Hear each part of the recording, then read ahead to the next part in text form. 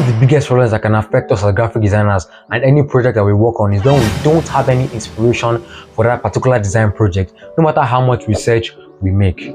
Now, this leads us to go straight into our design software and produce a horrendous monstrosity of a design, then give it to the design client, and then when they reject it, we go to Facebook and be like, don't go to clients that stress you, Oga, it's your fault.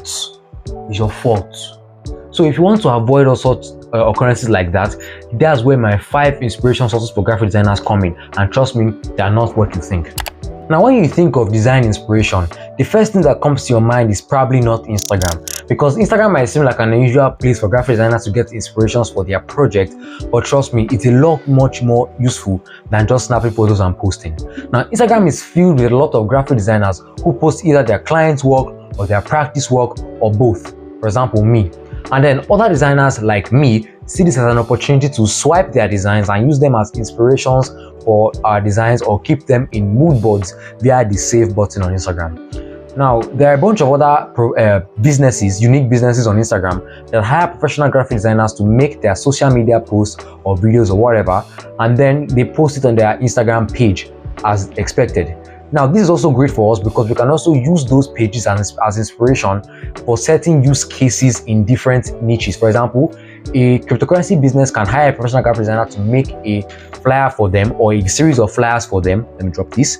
And then they post them. And when we need to make a cryptocurrency business flyer, we go to that page, look at their designs, get inspiration from them, save them, whatever, and then use them to as an inspiration for our own project. So that's one way that Instagram can be used for inspiration. Now, while we're talking about products that are made by Meta, the company, let's talk about Facebook. Now, Facebook is a great place for old people like you and me for some reason. What did I just say? Okay, on a serious note, Facebook is a great place for graphic designers to gain inspirations for their design projects, because it's also filled with people who know how to design their personal projects or design clients' work, and then they post it on their Facebook profile for a lot of us to see and engage with. But then the only problem with this is that there are a lot of people that we call Kunle designers who design rubbish with Pixel Lab and think they have made it in life and they are just like bosses now. Now, the problem is that once you have gotten past them, you can friend the right people, follow the right people, then Facebook will constantly show you their designs and you'll be able to gain inspiration constantly from them. Now, there's also a hidden gem in Facebook for us graphic designers, and that is Facebook groups.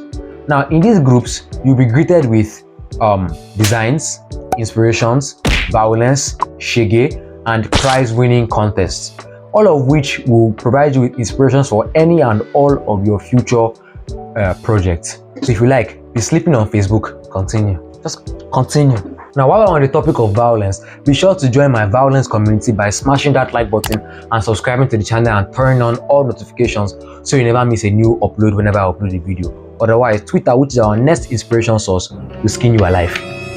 Now, Twitter as an inspiration source is actually fairly simple. Why am I holding a mouse? I don't know. Pay attention. Now, for Twitter, all you have to do is go on there, create an account, then follow a particular designer or 2 or 3 designers, like their work and show serious engagement with their posts. Then Twitter will then not stop showing you their designs and will also not stop promoting other graphic designers to you. Then you follow those ones, like their posts, and the cycle continues. Now, this helps in such a way that you are never going to have to worry about not getting inspiration at a particular given time. The only downside is that you won't be able to really specify what you are looking for. And it's also a plus because you'll never have to worry about inspiration consistency. And then just between you and me, just make sure that you keep quiet at the right time. Don't say too much and you'll be safe on that Twitter, because Twitter is a different breed. Okay? Now, our next inspiration source, because I've lost count, is Pinterest. Now, Pinterest is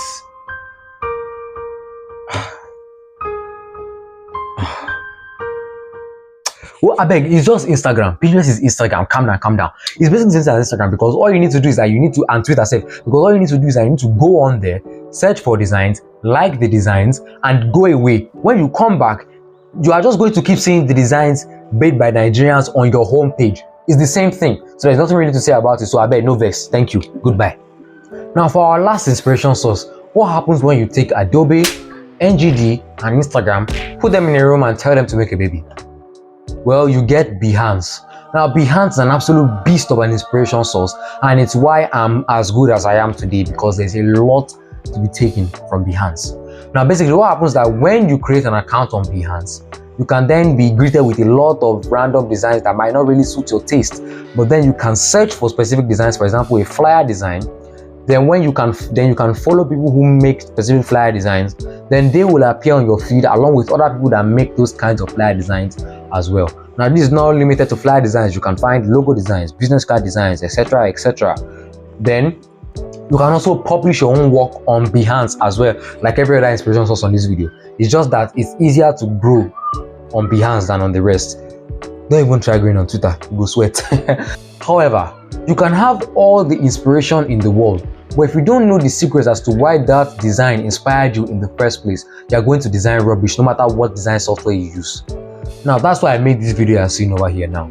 In this video, I talked about practical, powerful secrets that made the designs I showcased super successful, and how you can administer them in your own designs as well. So I'll see you over there, guys.